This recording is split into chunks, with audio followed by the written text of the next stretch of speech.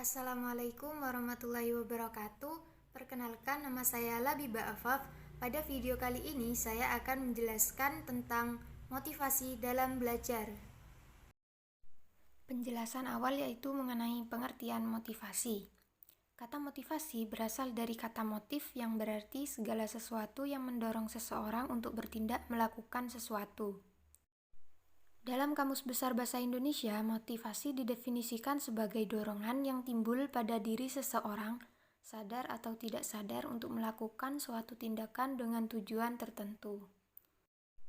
Menurut H. Malik, motivasi ialah suatu perubahan energi di dalam pribadi seseorang yang ditandai dengan timbulnya efektif dan reaksi untuk mencapai tujuan.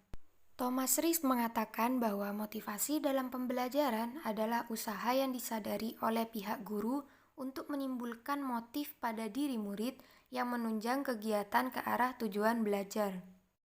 Penjelasan selanjutnya yaitu mengenai macam-macam motivasi.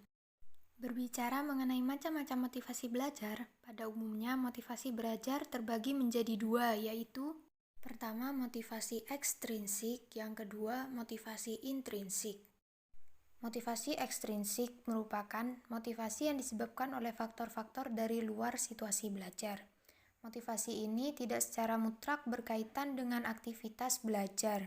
Misalnya, anak rajin belajar untuk memperoleh hadiah yang dijanjikan orang tuanya. Motivasi intrinsik merupakan motivasi yang berasal dari dalam siswa itu sendiri. Adanya intrinsik ini berawal dari dorongan, suatu kebutuhan yang berkaitan dengan aktivitas belajar seorang siswa. Misalnya, seorang siswa yang gemar membaca, tidak usah ada yang menyuruh atau mendorongnya karena ia sudah rajin mencari buku-buku untuk dibacanya. Penjelasan selanjutnya yaitu mengenai hal-hal yang dapat menimbulkan motivasi belajar. Hal-hal yang dapat menimbulkan motivasi belajar tersebut diantaranya pada motivasi belajar ekstrinsik, antara lain ganjaran atau hadiah.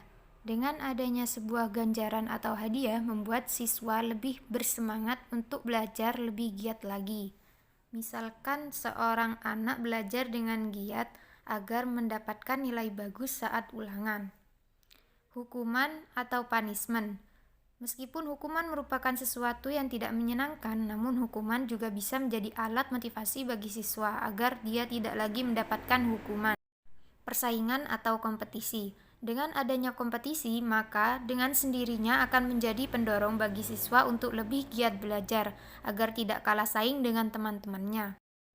Pada motivasi belajar intrinsik, antara lain adanya kebutuhan. Karena dengan adanya kebutuhan dalam diri seseorang, maka akan membuat individu tersebut untuk melakukan suatu usaha guna memenuhi kebutuhannya. Adanya pengetahuan tentang kemajuannya sendiri. Misalkan ketika anak mengetahui hasil belajarnya sendiri, apakah ada kemajuan atau tidak, kemungkinan besar akan mendorong anak tersebut untuk belajar lebih giat dan tekun lagi. Adanya aspirasi atau cita-cita. Dengan adanya sebuah cita-cita akan mendorong seorang anak untuk belajar dengan giat guna mencapai cita-citanya. Penjelasan yang terakhir yaitu mengenai fungsi motivasi dalam belajar.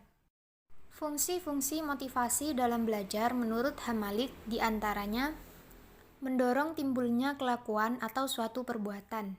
Tanpa motivasi tidak akan timbul perbuatan seperti belajar. Sebagai pengarah, artinya mengarahkan perbuatan kepada pencapaian tujuan yang diinginkan. Sebagai penggerak, ia berfungsi sebagai mesin bagi mobil. Besar kecilnya motivasi akan menentukan cepat atau lambatnya suatu pekerjaan. Dan dengan motivasi dalam belajar, anak akan memperoleh awal kegiatan belajar dengan benar, akan belajar dengan baik, dan segala prestasi yang akan dicapainya sesuai dengan apa yang diharapkannya. Karena adanya motivasi yang baik dalam belajar akan menunjukkan hasil yang baik pula. Sekian penjelasan dari saya mengenai motivasi dalam belajar. Mohon maaf apabila ada kekurangan. Sekian, terima kasih. Semoga bermanfaat. Wassalamualaikum warahmatullahi wabarakatuh.